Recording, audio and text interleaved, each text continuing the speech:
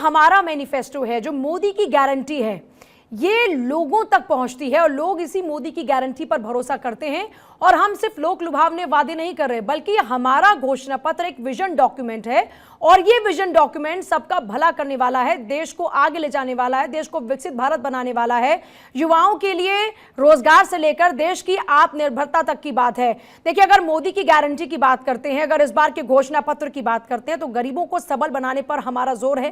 प्रधानमंत्री मोदी की खास बातें हैं जब उन्होंने अपना मैनिफेस्टो जारी किया, रिलीज किया, और इस मैनिफेस्टो में उन्होंने जिन जिन बातों का जिक्र किया उनमें खास तौर पर देखिए आप समझ सकते हैं कि जीरो बिजली का बिल, 70 साल प्लस के जो बुजुर्ग होंगे उनको आयुष्मान भारत योजना के तहत में लाभ, 4 करोड़ गरीबों को मुफ्त मकान बनाकर दिए और आने वाले दिनों में भी ये शुरू रहेगा, जारी रहेगा।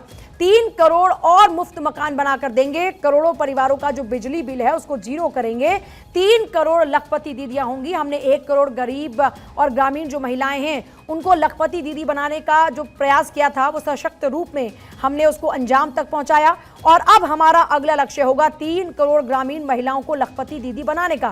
कामकाजी महिलाओं के लिए सुविधाओं की अगर बात करें तो उनके लिए, और देखिए सबसे पहले ट्रांसजेंडर को आयुष्मान योजना के लाभ का जिक्र इस बार है। पीएम मोदी ने कहा कि जिनको कोई नहीं पूछता हम उनको पूजते हैं। और आप अगर इस पूरे मैनिफेस्टो के सार की बात करते हैं तो ये इसका पूरा सार है कि जिनको कोई पूछता नहीं उनको मोदी पूजते हैं। आपने जेपी नड्डा से लेकर राजनाथ सिंह से लेकर पीएम मोदी सबकी बातों में एक बात जरूर सुनी होगी। जेपी नड्डा से देखिए अगर शुरू करते हैं तो जेपी नड्डा ने जब घोषणा पत्र के जारी होने से पहले बोलना शुरू किया तो उन्होंने जिक्र किया कि कैसे हमने संकल्प लिया और उन संकल्पों को हमने पूरा किया।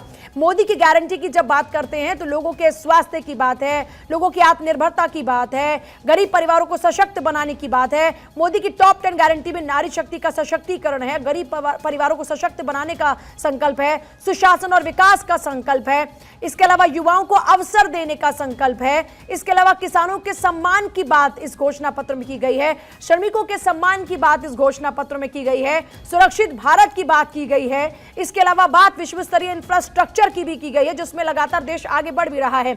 गुणवत्तापूर्ण शिक्षा किसी भी देश की इकोनॉमी के लिए, किसी भी देश को आगे बढ़ने के लिए बड़ा इंपॉर्टेंट है। एमएसएमई व्यापारियों का सशक्तिकरण करने की बात भी मोदी की इन 10 टॉप गारंटीज में है। 70 साल से ऊपर के वर्ग के लोगों के लिए आयुष्मान योजना का लाभ होगा, यानी कि 70 साल की आयु से ऊपर के जो हर बुजुर्ग है उनको आयुष्मान योजना के दायरे में लाया जाएगा। और हर बुजुर्ग, चाहे वो गरीब हो, चाहे मध्यम परिवार का हो, चाहे अमीर हो, वो किसी भी वर्ग का क्यों ना हो, उन्हें 5 लाख रुपए तक का मुफ्त इलाज की सुविधा मिलेगी। इसके अलावा जब इंफ्रास्ट्रक्चर की बात हो रही है तो बुलेट ट्रेन का विस्तार, और देखिए दुनिया में रामायण उत्सव करीब 80% इसका असर।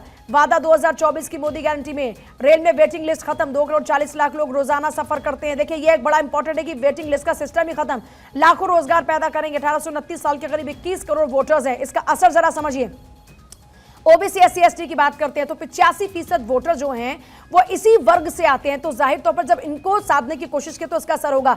70 साल के बुजुर्गों की जब बात हो रही है तो 2 करोड़ से ज्यादा ऐसे वोटर्स हैं जिनकी जो उम्र है वो 70 प्लस है। अब 3 करोड़ लखपति महिलाओं की अगर बात की जा रही है तो सीधे तौर पर 3 करोड़ महिलाओं को इसका फायदा होगा, सीधा सीधा।